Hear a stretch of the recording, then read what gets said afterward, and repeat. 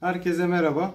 Kumanda pano uygulamalarına kaldığımız yerden devam ediyoruz. Bugünkü uygulamamızda 3 fazlı asenkron motorun sağ sol rölesi ile belli bir zaman sağa durup belli bir zaman sola dönmesini sağlayan uygulamayı yapacağız.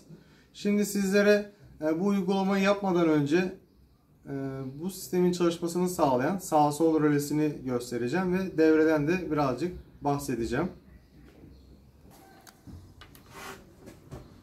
Şimdi sağ sol rölemiz bu. Entes markasına ait sağ sol rölesi. Şimdi sağ sol rölesinde az önce de söyledim. 3 fazlı asenkron motoru ayarladığınız süre kadar, şu yukarıdaki T10 yazıyor. Ayarladığınız süre kadar sağa döndürüyor. Sonra ayarladığınız süre kadar duruyor. Şu aşağı T off yazıyor. Sonra T10 süresine göre tekrar sola dönüyor. Ve bu şekilde periyodik bir şekilde çalışıyor. Yani sağa 10 saniye, sola 5 saniye ayarlayamıyorsun. Burada ayarlayacağınız şey, bu röle ile ayarlayacağınız zaman ne kadar süre dönecek, ne kadar süre duracak. Şimdi röleden size tekrar bahsetmeye devam edeyim. Rölede A1 ve A2 bobin uçları var. Giriş enerjilendiği zaman. Bunlar enerjilendiği zaman rölemiz saymaya başlıyor. Ve saydığı süre sonunda, şu T10 süre sonunda 1 ve 2 açık kontağını kapatarak buna bağlı kontaktörü devreye sokuyor. O kontaktör de motoru çalıştırıyor.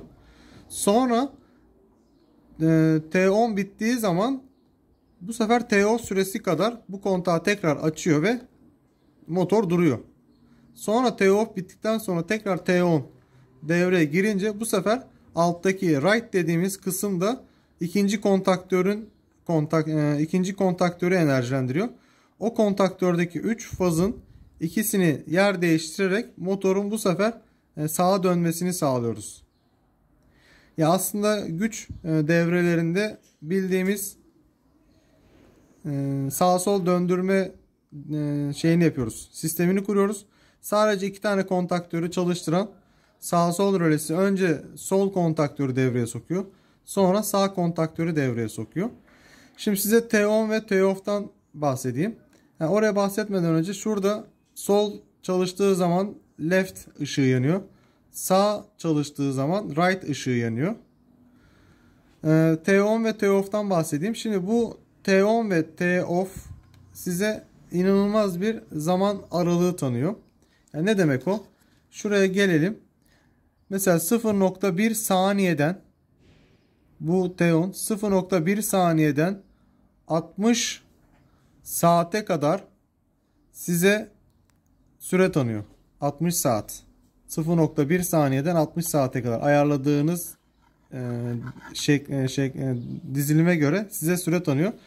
T-off'a gelecek olursak T-off da 0.1 yani durma süresi de 0.1'den 30 saate kadar.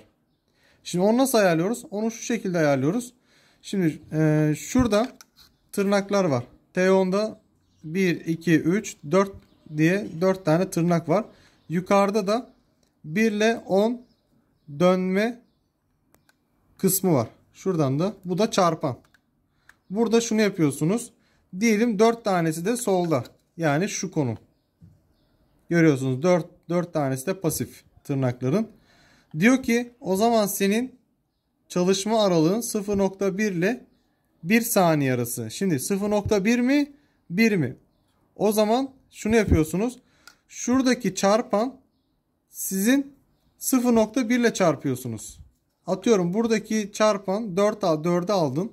Şöyle 4'e aldın. O zaman 4 ile 0.1'i çarpıyorsun. 0.4 saniye çalışıyor cihaz. Veya 9'a aldın. Şöyle göstereyim. 9'a aldın.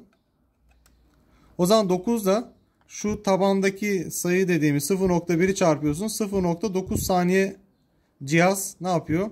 Çalışıyor. Veya diğer örneğe bakalım. Mesela ne diyor? Birinci tırnağı aktif et. Şimdi birinci tırnağı aktif ettik. Şu an birinci tırnak aktif. O zaman diyor ki senin sağ sol rölen 0.5 ile 5 saniye aralığında çalışır. Şimdi burada 0.5 ile 5 saniye aralığını nasıl ayarlıyoruz? Az önce söylediğim gibi çarpanla. Şimdi çarpanla şuradaki mavi ayarlanan skala kısmıyla 0.5 çarpıyoruz. Mesela 1'i aldım diyelim. 1 ile 0.5 çarpıyorsun. 0.5 saniye çalışıyor. Veya şöyle göstereyim. Ben bunu şöyle 4'e aldım. 4 ile 0.5 çarpıyorsun. Ne yapıyor? 2 saniye çalışıyor. Bunun gibi arkadaşlar hem çarpanla hem tırnaklarla ikisini aynı şekilde oynayarak istediğiniz zaman aralığını ayarlayabiliyorsunuz. Mesela sana ne lazım? Diyelim 15 saniye lazım. O zaman ne yapıyorsun? 15 saniye yakalayabileceğin bir kısım ne var? Mesela 3 ile 30 arası. Üçüncü tırnağı aktif et. Üçüncü tırnağı aktif ediyoruz. Üçüncü tırnağı aktif ettiğinde ne diyor? 3 ile 30 saniye arası. O zaman benim 15'i bulmam için 3'ü neyle çarparsam 15 yapar? 5. O zaman ben bu yukarıdaki ibreyi 5 yapıyorum. 5 ile alttaki 3 saniye çarpıyorum ve 15 saniyeyi buluyorum. Mantık bu. Mesela saatlere gelelim. Hani biraz daha uzasın diyorsanız mesela 3 dakika 30 dakika diyelim 10 dakika motor sağa dönsün. Ne diyor? 1 ile 4. tırnağı aktif et. Evet, 1 ile 4'ü şu şekilde aktif ettik. Ne dedik? 1 ile 4'ü aktif ettik. 10 dakika sağa dönsün. Mesela buradan onu ayarlamamız zor. Şuradan ayarlayalım. Mesela 2.20. Yani ayarlayabileceğin süre şöyle düşüneceksin. Buradaki tabana bölünebilir olması lazım. Mesela onu bulmam için benim 2'ye bölünebilir olması lazım. O zaman 4'ü ben tekrar iptal ediyorum. O zaman ne oldu? 2 ile 20 dakika arası bu çalışacak. Dur. 1'i iptal ettim. 4 aktif. Aynen 4 aktif. Bu 2 ile ne yapıyorum? Kaçı çarparsam 10 yapar? 5. 5'i zaten ayarlamıştık. 2 ile 5 çarpıyoruz. 10 dakika. Bu ne yapıyor? Motoru çalıştırıyor. Bu T10 süresi. T-off da bunun aynısı. Gene tırnak ve alttaki ibre ile çarparak T-off'u buluyoruz. Şimdi T-off'ta mantık şu: motor ne kadar dursun? Mesela 10 saniye çalıştı. Sağa veya sola döndü. Ne kadar dursun? 5 saniye dursun. Ne yapıyorsun? 5'i bulabilmen için bir aralıkta olması lazım. İlk yapacağınız şey aralıkta. Mesela 1 ile 10 saniye aralığında, 3 ile 30 saniye aralığında şu iki tanesinden bir tanesi, ama bu sefer de ne yapıyorsun? 5 3'e mi bölünür, 1'e mi bölünür? Buna bakıyorsun. Şimdi 3'e bölünmez, 1'e bölünür. O zaman iki tane burada, şimdi T-off burada iki tane tırnak düzenine denk getirmişler. 2'yi aktif ediyorsunuz. Diğerini de biri de aktif edebilirsin, fark etmez. İkisi de okey çekmişler. Ne yapıyorsun bu sefer? 5 saniye demiştik. Biri kaçla çarparsak 5 yapar? 5. 5 ibresini alıyorsun. Olay bu. Mesela 8 saniye pasif yapmak istiyorsun. Mesela 8 hangi aralıkta? 1 ile 10 aralığında, bir de 3 ile 30 aralığında. Şimdi 8'i bulman için 3 ile 30, 3 ile kaçı çarparsan 8 yapar? Tam sayı yok. O yüzden ne yapacağız? 1 ile 10'un arasına bakacağız. 1'i kaçla çarparsak 8 yapar? 8. O zaman buradaki ibreyi ben 8'e alıyorum. Tırnak bu arada kusura bakmayın, T10'da kalmış. T-off için konuşacaktık. T-off şu. T-off 2. Üstteki T10'u yanlışla ben kullanmışım. T-off 2. T-off'ta 2, 3, 4 var. T-10'da 1, 2, 3, 4 var. T-off'taki 2'yi ne yapıyoruz? Aktif ediyoruz. Ya T-off'ta şu 1 yok. O yüzden çift hane kullanmışlar. İkinci haneyi aldık. 3 saniye çalışıyor. Pardon. Yani 1 saniye çalışıyor. Alttan T-off'u alttan ayarlıyoruz. Buradan kaça ayarlamamız lazım? 8'e. 8 ile 1 saniyeyi çarpıyoruz ve 8 kere 1 8 yapıyor. Olay şu. En altta bir tırnak var. En alt tırnakta şu. Motor direkt mi çalışsın, durarak mı? Önce T-off'la mı çalışsın, T-on'la mı çalışsın? Buradan da onu ayarlıyorsunuz. Soldaysa çalışarak başlıyor. sağdaysa önce T-off sayıyor. Sonra çalışmaya başlıyor. Olay, rölenin çalışma şekli bu. İsterseniz siz de bir örnek daha çözelim. Mesela 20 saniye çalışsın, 15 saniye dursun. Şimdi çalışsın kısmını yukarıdan ayarlıyoruz. 20 saniye çalışsın. Şimdi 20 saniye diyorsa hangi saniye aralığında? Mesela 2.20 var, 3.30 var, 6.60 var. Mesela 26'ya bölünemez, 23'e bölünemez, 22'ye bölünebilir. O zaman ne yapıyoruz? 2.20 1 ile 2'yi ayarlıyoruz. 1 ile 2'yi. Sonra diyoruz ki 2'yi kaçla çarparsam 20 yapar? 10. O zaman buradaki ivreyi ben 10'a ayarlıyorum. Aşağıdan 2 saniye sayıyor. Yukarıdan da 10 ile çarptığı zaman 20 saniye bu cihaz çalışıyor. T-off'a gelelim. 20 saniye çalışsın, 15 saniye dursun demiştik. T-off'ta da ilk yapacağımız şey sağ kısma bakıyoruz. Şimdi 15 3 ile 30 aralığında, 10 ile 15 aralığında, 10 ile 100 aralığında.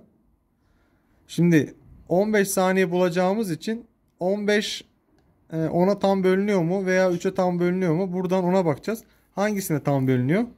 3'e. O zaman bu kısımla ilgileneceğiz. Şimdi biz birinciyi görmeyeceğiz. Ne diyor? 3 aktif. O zaman 3'ü aktif edeceğiz. Sonra diyeceğiz ki 3'ü ben kaçla çarparsam 15 yapar.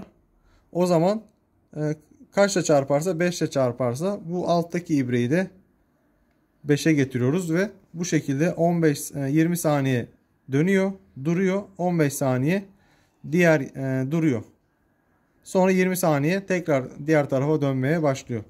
Şimdi rölemiz böyle arkadaşlar. Sağ sol rölemiz bu şekilde çalışıyor. Şimdi devremize gelelim.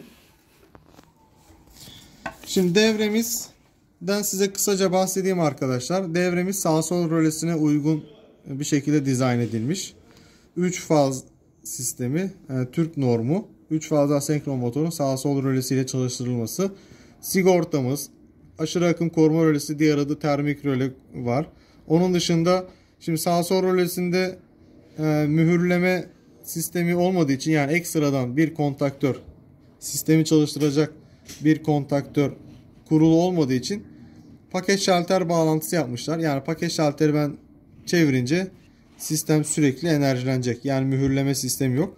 Sonra bir tane sağ sol zaman rölesinin sembolü. Sağ sol zaman rölesine direkt enerji geliyor. Sağ solun A1'inden ne yapmış? K2 ve K3 kontaktörlerine enerjiyi buradan direkt dağıtıyoruz. Sağ sol rölesi hemen enerjilendiği zaman, paket şalteri kapatıp hemen enerjilendiği zaman ne yapıyor sağ sol rölesi? Önce bir tarafı aktifleştiriyor, sonra diğer tarafı aktifleştiriyor ve bu şekilde kontaktörleri sırayla devreye sokuyor. Şimdi bu bizim kitaptan aldığımız bir devre ve şöyle bir sorunla karşılaştık. Şimdi cihaz elektronik bir cihaz. En ufak bir arızada yanlışlıkla bu iki kontağı kapattı ve şuradaki iki tane faz çakıştı. O yüzden biz bunu ekstradan elektriksel kilitleme koyduk. Yani nedir o?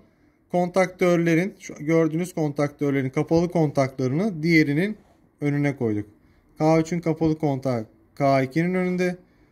K2'nin kapalı kontağı K3'ün önünde. Bunu yapmanızı öneririm. Çünkü elektronik cihaz maalesef arızalandı ve bir anda iki kontağı da kapatınca, şu left ve right, normalde left ve right'ın ikisinin sırayla açılması lazım ama ikisini kapattığı için maalesef inanılmaz bir şekilde bir kısa devre meydana geldi. O yüzden elektriksel kilitleme koyacağız buralara.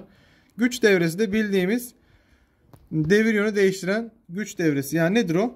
Bir tane faz sabit. Mesela ortadaki fazı L2'den almış, tekrar L2'ye vermiş ama L1'deki fazı L3'e vermiş, L3'teki fazı da L1'e vermiş. Yani K2 çalıştığı zaman L1, L2, L3 gelecek. Evet, U ve W uçlarına K2 kontaktörü çalıştığı zaman L1, L2, L3 gelecek. K2 kontaktörü durup K3 çalıştığı zaman bu sefer U ve W uçlarına L3, L2, L1 gelecek. İki faz yer değiştirdiği için motor önce sola dönerken bu sefer sağa dönmüş olacak.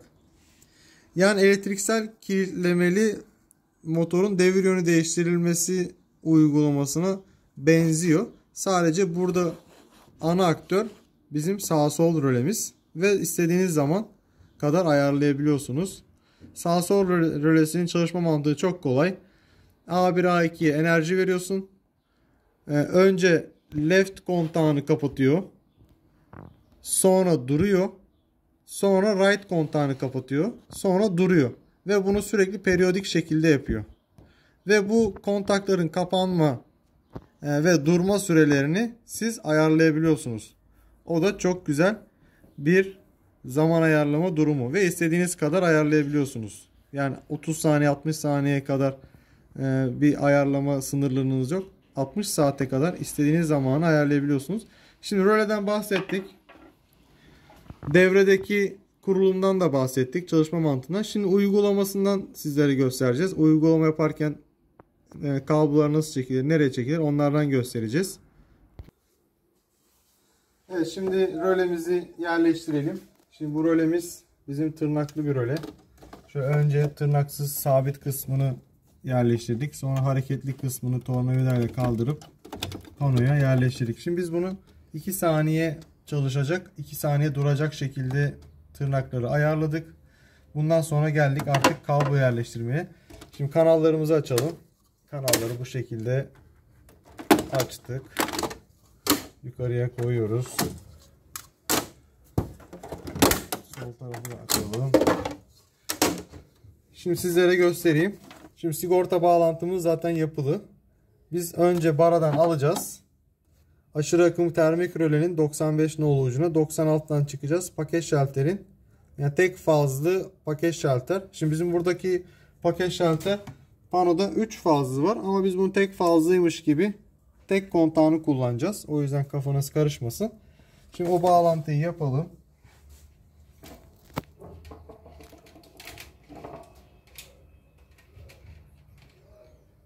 Şöyle. Evet. Bakalım. Şu kabloyu kullanalım. Evet. L1 fazını L1 barasına kahverengi kabloyu bağladım. Sıktım. Kanala yerleştirdim. Ve termik rölenin 95 nolu ucuna kabloyu koydum. Kontrol ettim.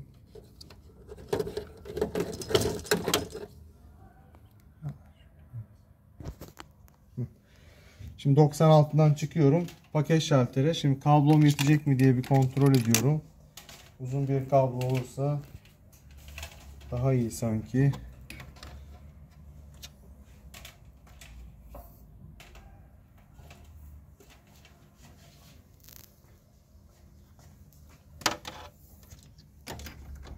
Yapacak.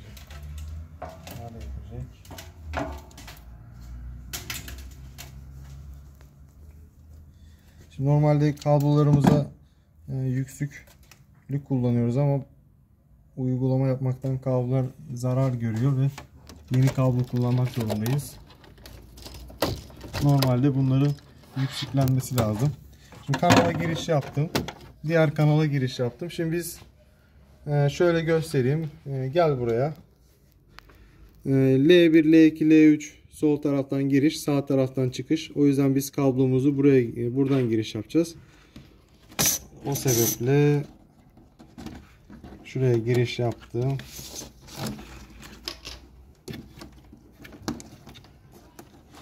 Ve evet.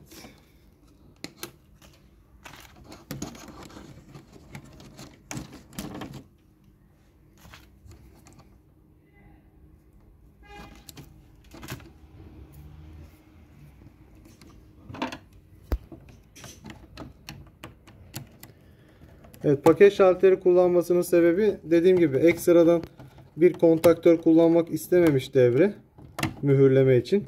Paket şalterle devrenin sürekli enerjide kalmasını sağlayayım demiş. Amaç bu. Şimdi paket şalterde kontağın girişine kabloyu bağladım. Şimdi çıkışından alıyorum.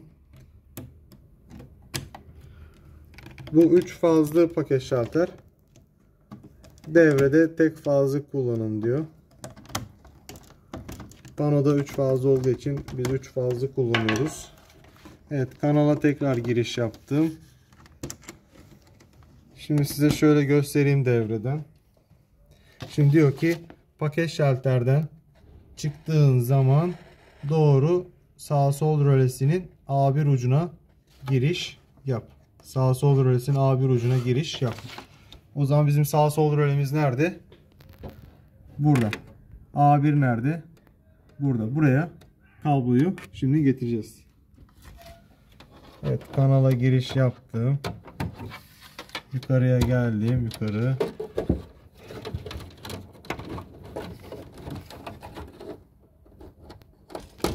Şuradan kesebilirim.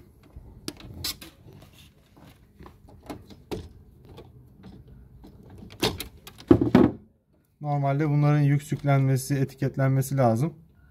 Ama bizim süre kaybına sebep olduğu için o işlemler, videoyu çok uzatmamak için. Şimdi A1 ucumuz şu. Gevşetiyoruz. Vidayı A1 ucuna bağladık. Vidamızı sıkıyorum. Evet. Şimdi bu tip şeylerde, şimdi şöyle göstereyim. Bu zaman rölelerin uç şeyleri, bağlantıları birazcık sizi yanıltabiliyor. Siz kabloyu soktuğunu zannediyorsunuz ama şu alttaki boşluğa sokuyorsunuz. O yüzden bu şekilde görerek iş yapmak daha iyi. Evet, A1 ucuna kabloyu bağladım. Fazımızı verdim A1'e.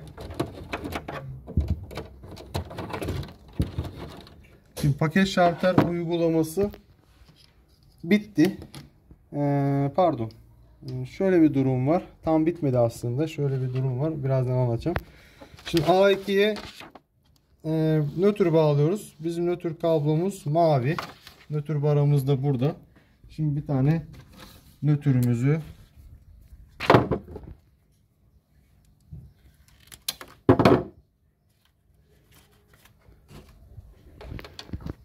sağ sol rölesinin A2 ucu aşağıda. İyice gevşettik. Kablomuzu taktık. İnşallah bu sefer denk gelmiştir. Sıktım. Evet, kablo gelmiyor. Güzel, denk gelmiş. Nötr baramız burada arkadaşlar. Nötr baramıza göre kablomuzu kestim.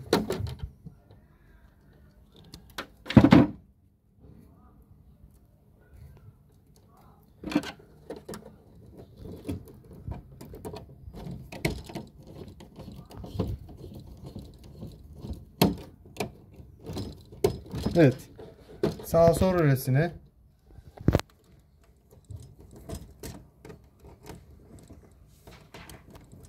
rölesine A2 ucunu da bağladım. Şimdi artık benim sağ sol rölemiz, paket şalteri ben çevirdiğim zaman direkt enerjileniyor ve left ve right'ları ayarlanan süre sonunda açıyor veya kapatıyor veya durduruyor.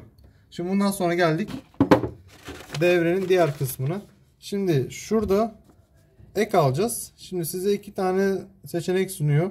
Ya paket şalterin çıkışından ek al diyor. Ya da sağ sol rölesinin A1 ucundan ek al diyor. Şimdi A1 ucunda zaman rölelerin giriş uçlarında alan çok dar. O yüzden mümkünse zaman rölesinden değil de diğer malzemeden biz ek almaya çalışıyoruz. Diğer malzememiz kim? Paket şalter. O zaman paket şalterin çıkışından bir ek alacağız. Ve K3'ün kapalı kontağına o kabloyu bağlayacağız. Şimdi burada K3 ve K2 demiş. K1'i de zaman rölesine demiş. Sağ sol rölesine. Şimdi biz burada K2 ve K3 olarak şu iki kontaktörü kullanacağız. Yani kafanız karışmasın. Bizim K2'miz bu. K3'ümüz bu. K1 de sağ sol rölesi. O yüzden kafanız, hatta şöyle yapabilirim. Kafanızın karışmaması için.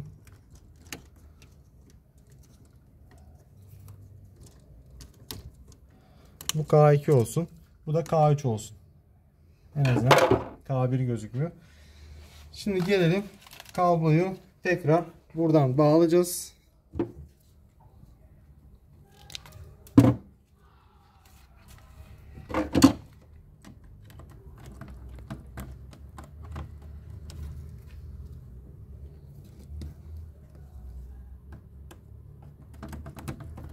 Şimdi bu tür ek almalarda her zaman iki kablonun çift yüksükle birbirine bağlanıp öyle almanızı tavsiye ederim.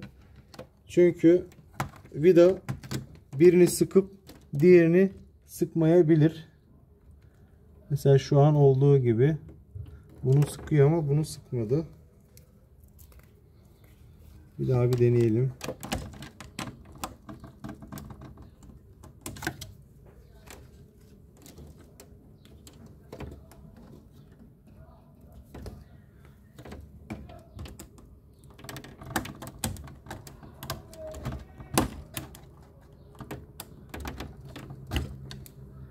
Evet. Tamam. Şimdi bu kabloyu da çıkıyoruz. Doğru. K3 kontaktörünün kapalı kontağına. Şimdi K2'miz bu. K3'ümüz bu. İki tane kapalı kontak var. Bir şu arkada, bir de şu önde. Ben şu bloğu kullanacağım. Fark etmez nereye kullandığınız.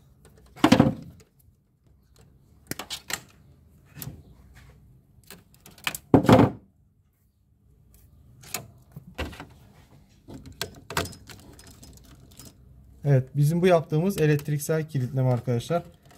Az önce de dedim, elektriksel kilitleme muhakkak sağ sol döndürmelerde yapın. Rölelere çok güvenmeyin. Çünkü elektronik cihazlar arızalandığı zaman bir anda fazlar çakışabilir. Biz onu yaşadık. Şimdi K3 kapalı kontağa girdik. K3 kapalı kontaktan çıkıyoruz. Nereye? Sağ sol rölesinin sağ kontağına, right denilen sağ kontağına birine girelim. Şimdi benim elimde bir kablo var. Bu yeter mi? Yetmeyecek herhalde.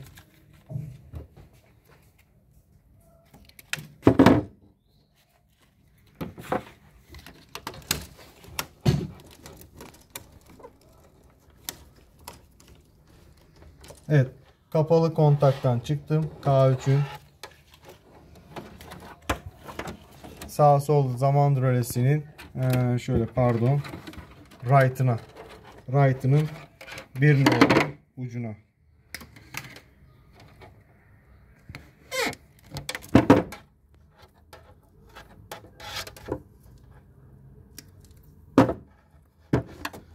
Şimdi bir nolu ucu right'ın burada.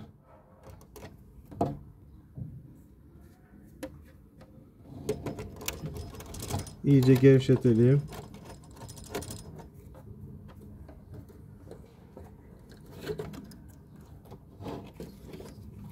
Evet, bir nolu ucuna giriş yaptık. Right'ına kabloyu denedim. Gelmiyor, güzel. Kanala yerleştirdim. Bir sorun yok. Şimdi kapağı gösterelim. Burada artık ek alırken paket şalterden ek almayacağız. O yüzden yani bu kısmı kapatıp kanalları, evet, kabloların çıkmamasını sağlayabiliriz. Şimdi şöyle göstereyim. Sağ sol rölesinin right yazan sağ kısmının birine kabloyu bağladık. İkisinden çıkıyoruz. K2 kontaktörünün A1 ucuna. Yani bizim sağ sol rölesinin right kısmı K2'yi çalıştıracak. Left kısmı K3'ü çalıştıracak. Devrenin mantığı bu. Şimdi orada ince bir kablo şu kablo bizim işimizi görür. Daha önce elimizde olan bazı kablolar var. Şimdi right'ın ikisini gevşetiyorum.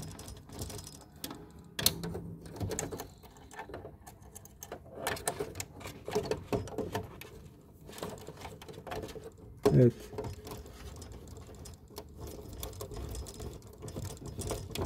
Sıktım. Gelmiyor. Güzel. Oradan çıkıyorum. Nereye dedik?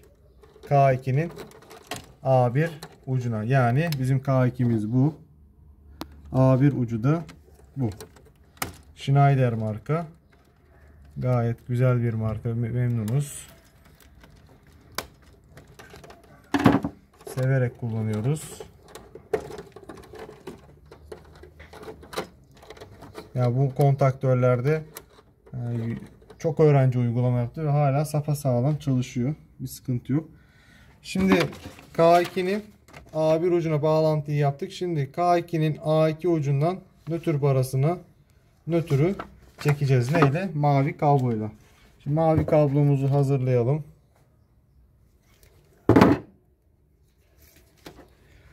K2'nin A2 ucu burada. Bağladık. Sıktım. Evet, tam sıkamadım. Denk gelmemiş. Gevşettim. Bir daha sıkıyorum. Evet, geliyor mu? Gelmiyor. Güzel. Buradan nereye? Nötr barasına. Nötr baramız şurada.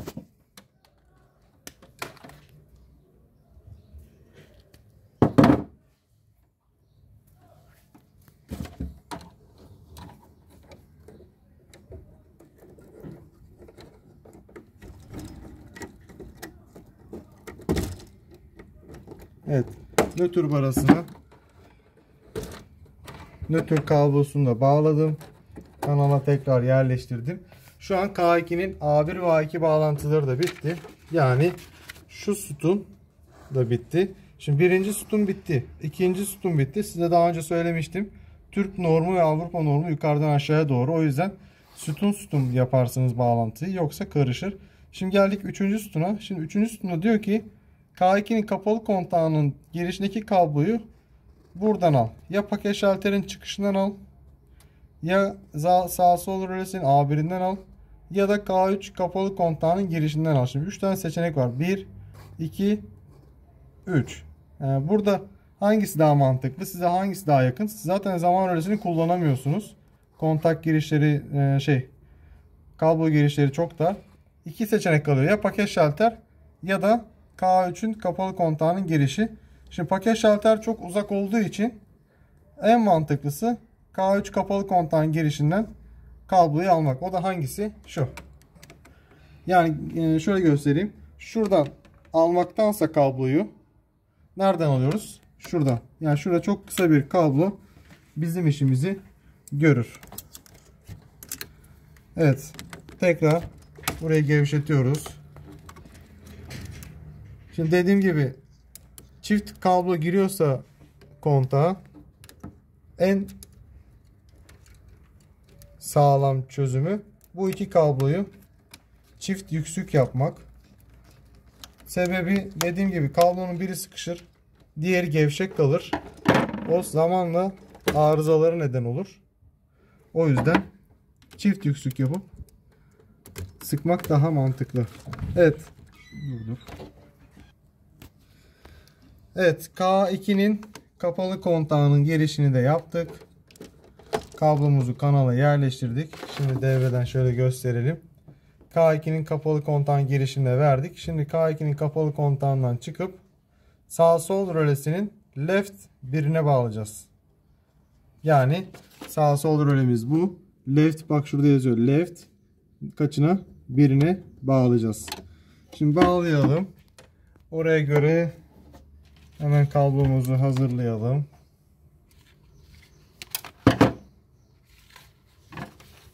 K2'nin kapalı kontağından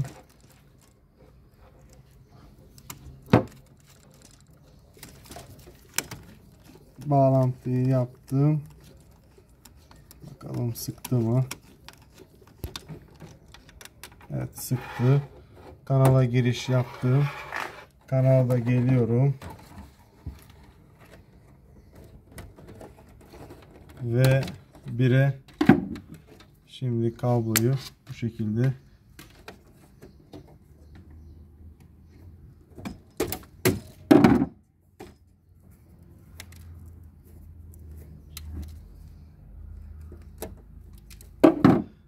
kablomuzu hazırladım.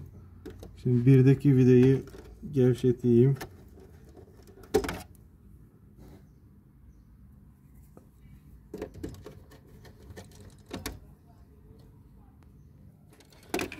Evet, tornavida ile gevşettim. Şimdi kablomuzu içine soktum. Bakalım. Evet. Girmiş gözüküyor. Şu an sıkıyorum. Evet, left'in birine de sıktım. Kanala yerleştirdim. Kablo gelmedi. Gayet güzel. Şimdi left'in ikisinden kabloyu alıyorum. Left'in ikisinden kabloyu alıyorum. K3'ün A1 ucuna kabloyu çekiyorum. Evet, kablomuzu hazırlayalım.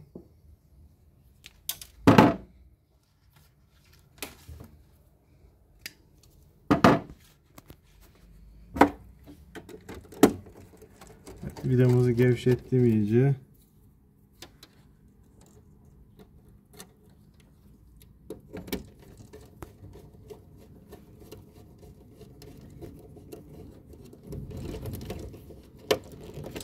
Sıktığım kablo gelmiyor. Gayet güzel oldu.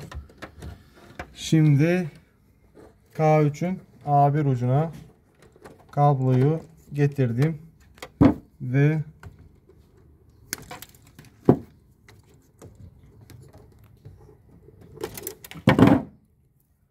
kablo montajını şimdi yapıyorum. A1 ucunu gevşettim. Kabloyu taktım ve K3 kontaktörünün A1 ucunu sıktım. Şimdi bunun da bitti. Şimdi A2'yi de bağladıktan sonra kumanda devremiz, uygulama kısmı bitiyor. Nötr. Şimdi bu kontaktörler fazla akım çekmediği için nötrü diğer kontaktörden ek alanlar da var. Direkt baradan ek alan, direkt baraya götürenler de var. Tercih sizin. Kontaktörlerin A2'lerini birbirine bağlayanlar da var. Evet, A2'ye nötr kablosunu bağladım. Mavi renk. Kanala giriş yaptım. Ve doğru nötr barasına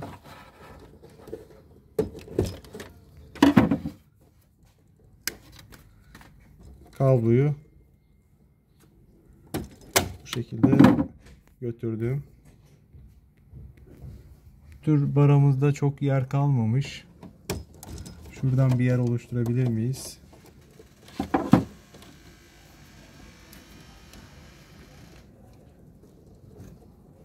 Kablomuzu taktım. Sıktım. Evet arkadaşlar, kumanda devremiz bitti. Şimdi enerji verip kumanda devresinin çalışıp çalışmadığını test edeceğiz. Ondan sonra güç devresi uygulamasına başlayacağız. Şimdi enerjimizi verelim. Yeni ikaz lambaları taktık. Artık enerji verdiğimiz zaman direkt bizleri uyaracak. Çünkü sinyal lambaları kapakta kaldığı için göremiyoruz enerjinin gelip gelmediğini. O yüzden ikaz lambası taktık. Onu da göstereyim. Şimdi arkadaşlar, ikaz lambaları sizleri ikaz etmek için, bir konuda ikaz etmek için kullanılır. Sen hangi konuda ikaz edilmek istiyorsan o amaçta kullanıyorsun. Şimdi bizim buradaki amacımız enerji geldiği zaman ikaz edilmek. Ama sen diyelim kumanda panosunda bir koruma yaptı termik röle ve devreyi açtı. Seni ikaz etmesini istiyorsun. O zaman ne yapıyorsun? Şurayı göstereyim. Termik rölenin açık kontağı var. Bakın. Fazı getiriyorsun buraya. Buradan bir kablo ikaz lambasına götürüyorsun. Diğer kablosuna nötrü direkt bağlıyorsun. Termik röle koruma yaptığı zaman açık kontak kapanıyor ve ikaz lambası yanıyor. Seni bilgilendiriyor. Diyor ki burada bir sıkıntı yaşandı. Termik röle devreyi açtı. O yüzden kumanda panosu çalışmıyor. Ve gel durumu kurtar. İkaz ediyor seni. Bizim buradaki amacımız enerji geldiği zaman ikaz etmesi. Şimdi buradan da enerjimizi verdik. Paket şalter açık kalmış. Şimdi buradan da enerjiyi verdik. Paket şalteri açar açmaz. Şimdi burada sırayla devreye girecek. Left, right. Enerjimizi verdik. Direkt right ile başladı. Gördüğünüz 2 saniye çalıştı, durdu. 2 saniye çalıştı. 2 saniye durdu. Şimdi buradan durma süresini artırabiliyorsunuz. Mesela bu 2'yi 1 çarpı 2'yi 1 çarpı 5 yapayım. Şimdi 5 saniye duracak. Bak 5 saniye durdu.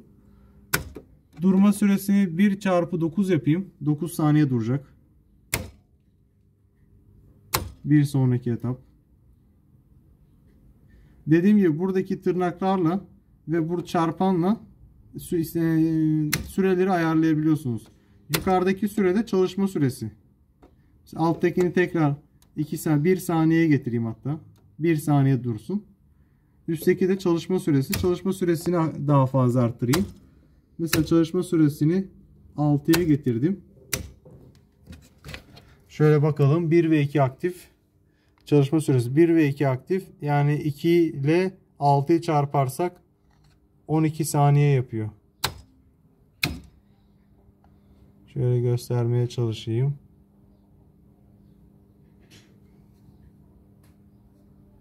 Tam gösteremedim. Neyse ben size az önce de söyledim. Şimdi kameranın odaklanması sorunu var. Şimdi devremiz çalışıyor arkadaşlar. Sağ sol rölesi çalışıyor. İstediğimiz süreyi ayarlayarak da çalışıyor. Bir sorun yok. Bir left. Şöyle göstereyim size. Right çalıştığı zaman right yanıyor. Duruyor. İkisi de yanmıyor. Left çalıştığı zaman left yanıyor. Ve şu an üstteki 1-2 aktif. Şuradan da göstereyim. Bak şu an right aktif. K2 çalışıyor. Durdu. Bak left çalışıyor. K3 aktif. Şöyle ikisini eş zamanlı göstereyim. Bak right K2'yi çalıştırıyor. Left K3'ü çalıştırıyor. Mantık bu. Şimdi 3 fazı K2'ye getireceğiz. Motora götüreceğiz. Sonra K2'deki 3 fazı ikisini yer değiştirerek K3'e vereceğiz. K3'tekini de K2'ye bağlayacağız. Ve devir yönü değiştirmeyi bitireceğiz. Şöyle vereyim. Enerjimizi kapattım. Buradan da kapattım. Hala yukarıda var. Buradan da kapattım ve güç devresine artık başlayabiliriz.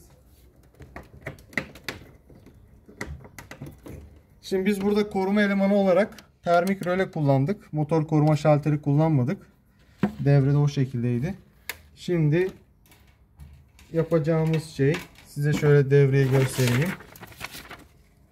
L1, L2, L3 fazının zaten sigorta bağlantıları yukarıda mevcut. Biz direkt ne yapacağız? K2 kontaktörünün 1. 2. 3. güç kontağına bağlantıyı yapacağız. Bir tane kablomu alayım. Şöyle bakayım yetiyor mu? Yetiyor. Evet. L1 fazının olduğu 1. bara.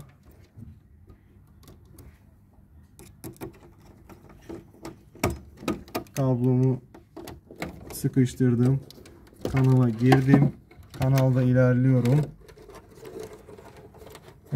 Neydi? K2 kontaktörü. K2 kontaktörümüz buydu arkadaşlar. Güç kontağına. Evet. L1 ucuna bağlantıyı yaptık. L1 bitti. Şimdi geldik ikinci faza. İkinci fazımız bizim siyah kablo kullanıyoruz. O yüzden burada da şimdi siyah faz kullanacağız. Kablolarımızı ayarlıyoruz. Şimdi arkadaşlar güç devrelerinde kabloların kalınlığını normalde motorun çekeceği ampere göre seçiyorsunuz. Biz şimdi burada motor küçük ve az kullanıldığı için, yani hiç kullanmadığımız için kumanda kablosunun kalınlığında çekiyoruz güç devresini. O yüzden siz ona dikkat edin. Atıyorum büyük motor kullanacaksınız. O yüzden kablonuzun da sizin büyük olması, kalın olması lazım. Evet. Kablo baraya girdi. Sıktık. Biraz daha sıkalım. Evet. Kanala girişi yaptım. K2 kontaktörünün güç kontaklarından L2'ye şimdi bağlantıyı yapacağım.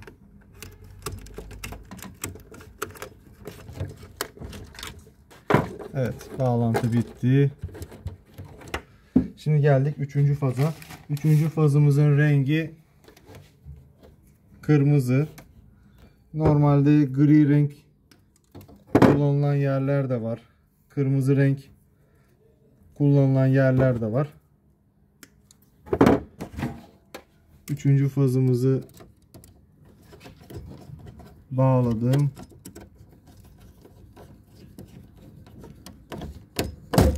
Evet.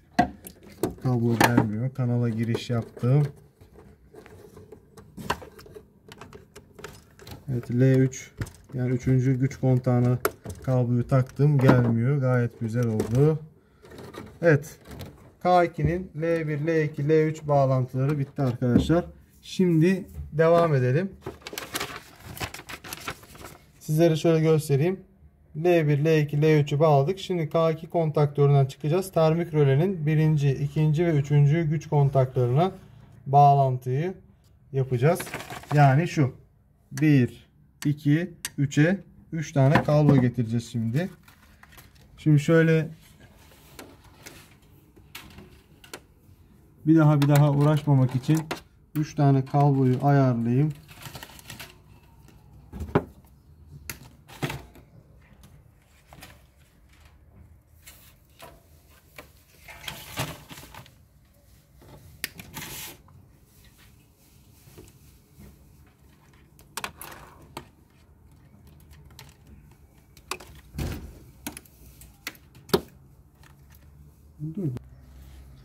Kablolarımız hazırlandı.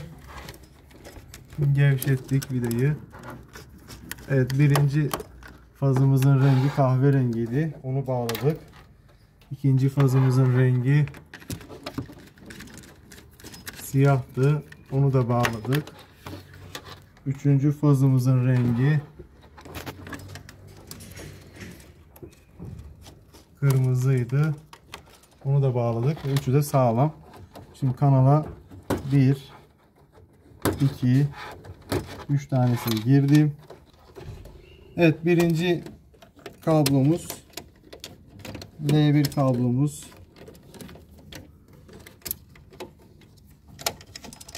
Birazcık gevşetelim. Evet, kablomuzu taktık. Sıktım. Gelmiyor. Güzel oldu. Geldik 2. kabloya. 2. kablomuz da bu. Bunu da gevşetelim.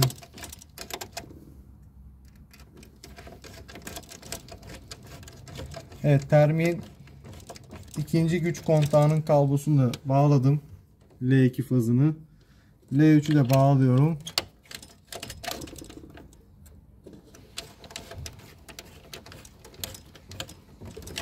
Evet, L1, L2, L3'ü K2'den getirdim ve termik rölenin güç kontaklarına üçünü bağladım. Şimdi geldik arkadaşlar artık motor bağlantısına. Termikten çıkacağım. L1, L2, L3'ü motora bağlayacağım. Onun için 3 tane kablomuzu, bizim motor klemensimiz şurada. 1, 2, 3. Buraya getireceğim ve bağlayacağım. Evet, 1. fazımızı L1'i termiğe bağladık. Vidasını sıkıyorum şu an. Evet, kablo gelmiyor. Güzel. Şimdi geldik L2'ye. Evet, L2'yi de sıktım. Güzel. Şimdi L3'e geldik. L3'ü de sıktım. Bir sorun yok. Şimdi geldik klemens bağlantılarına.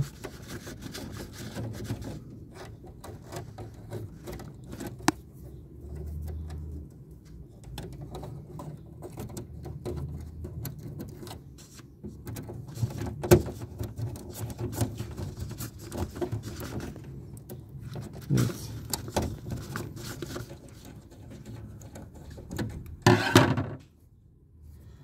Klemenslerin içeride olduğu için epey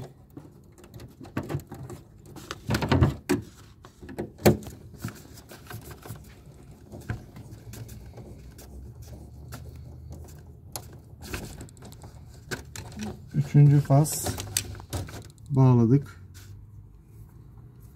İkinci fazda sıra.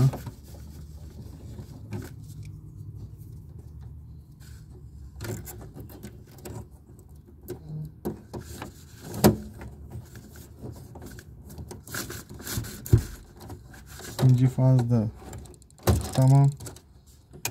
Geldik birinci faza.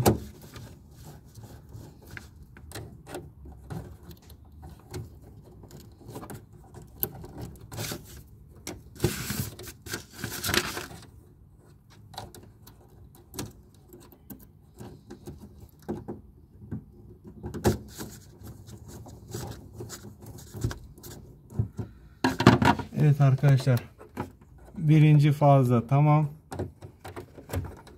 Birinci faz, ikinci faz, üçüncü faz bağlantıları da yapıldı. Şimdi artık geriye tek bir şey kaldı. K3'ün güç kontaklarına K2'nin güç kontaklarına ek alacağız ve bağlayacağız. Şimdi burada şöyle bir şey yapmış. 1'den 3'e, 2'den 2'ye, 3'ten 1'e bağlamış. 1, 2, 3'ü aynı sıralamaya bağlamış. Yani çıkışları aynı sırayla bağlayacağız. Ama girişleri farklı sırayla bağlayacağız. 1'dekini 3'e bağlayacağız şimdi. Bağlayalım.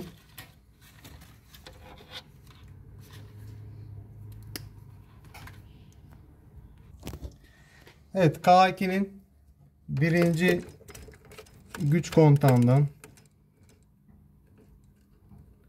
eki aldık. Şimdi kahverengi geldiği için biz de kahverengiyle aldık.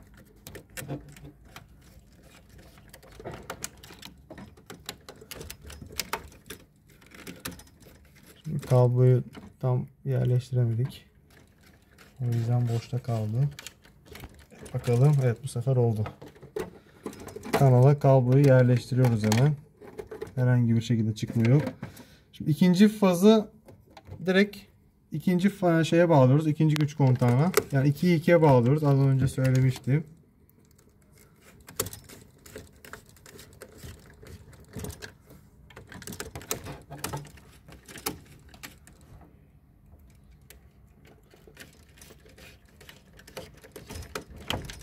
Evet, 2'yi 2'ye bağladım. Şimdi de şöyle göstereyim. 3'ü de 1'e bağlıyorum. Yani şu 3. kontağı K3'ün 1. kontağına bağlıyorum. Bu sıralama önemli mi? Evet, önemli. Çünkü devir yönü değişmesi için neydi şart, kural? Asenkron motora gelen 3 fazdan 2 tanesinin yeri değişmesi gerekiyor. Aslında burada yapılan şey o. Yani 2 tane kontaktör var. Az önce de söyledim. K2 çalıştığı zaman L1, L2, L3 gidecek. K3 çalıştığı zaman L3, L2, L1 gidecek motorun sargılarına. Şu an ben ne yaptım? L3, L2, L1'i bağladım. Şimdi geldik arkadaşlar çıkışa. Çıkış 1'i 1'e bağlayacağız. 2'yi 2'ye bağlayacağız. 3'ü 3'e bağlayacağız. Yani aklınıza şöyle gelmesin. O zaman biz 3'ü de 1'e bağlayalım. O zaman bir anlamı yok. Çünkü sen L3'ten gelen fazı alıyorsun. L1'e veriyorsun. Yani U'ya veriyorsun. Aynı yola bağlarsan yani L3'ten aldın L3'e veriyorsun. Gene aynı yol oluyor. O yüzden 1'e gelen fazı 3'e atıyorsun. 3'e gelen fazı 1'e atıyorsun. Mantık bu. Şimdi kontaktörün güç kontağını gevşettik. Sıktık. Bir sorun yok. Kablo kısa geldi. Neyse, bu seferlik böyle olsun. Biri bire bağlıyoruz.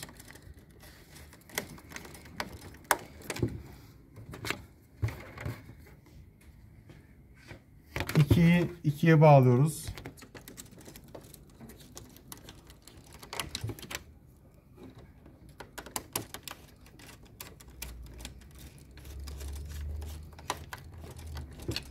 İkiyi ikiye bağladık.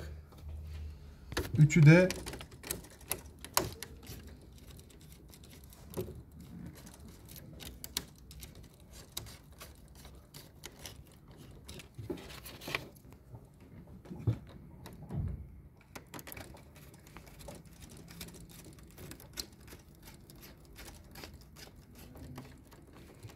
üçe bağladık.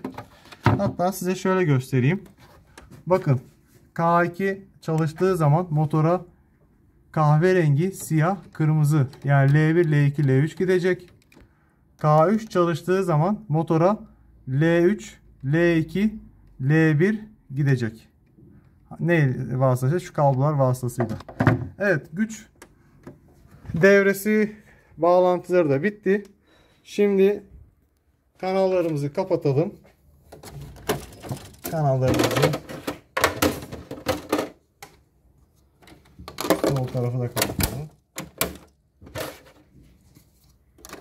Ortayı da kapatalım. Evet, kapakları da şöyle en üst kapağı da kapattık. Kablomuzu da spiralleyelim.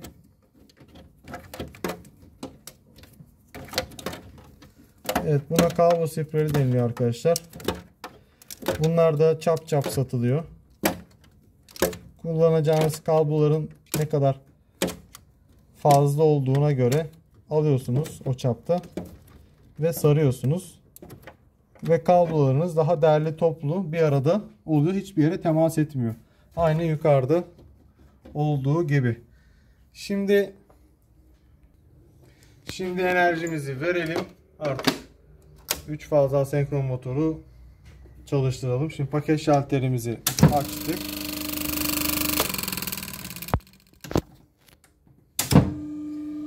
Evet, şimdi enerjiyi verdik. 2 saniye çalışacak. 4 saniye duracak. Motoru kontrol edelim. Şimdi motorumuz biraz çalışmamasını biraz daha arttırayım. Şimdi motorumuz durdu. 7-8 saniye kadar durdurduk. Şu an sağa dönüyor. Görüyorsunuz. Sağa döndü. Şimdi çalıştı tekrar. Durdu. Bu sefer de görüyorsunuz sola dönüyor. Evet arkadaşlar. Devremiz bitti. Güzel bir uygulama oldu. Buradan motorun ne kadar çalışacağını, buradan da motorun ne kadar duracağını ayarlayabiliyorsunuz. Left çalıştığı zaman K2 devreye giriyor. Motoru sola döndürüyor. Right çalıştığı zaman K3 pardon left K3'ü right de K2'yi çalıştırıyor. Ya o çok önemli değil. Önemli olan şunu bilin. Left bir kontaktörü, right bir kontaktörü çalıştırıyor ve motor bir kontaktörde sağa dönüyor, diğer kontaktörde sola dönüyor. Buradan da ne kadar çalışacağını, T-off'tan da ne kadar duracağını ayarlayabiliyorsunuz. Zaten anlattık. Şöyle. Evet, beni dinlediğiniz için teşekkür ederim arkadaşlar. Videomuzu sizin anlayabileceğiniz şekilde detaylı bir şekilde çekiyoruz, anlatıyoruz. O yüzden videolarımızı beğenmeyi, paylaşmayı, abone olmayı unutmayalım. Yorumlarımızı da yapalım. Teşekkür ederim. Görüşmek üzere.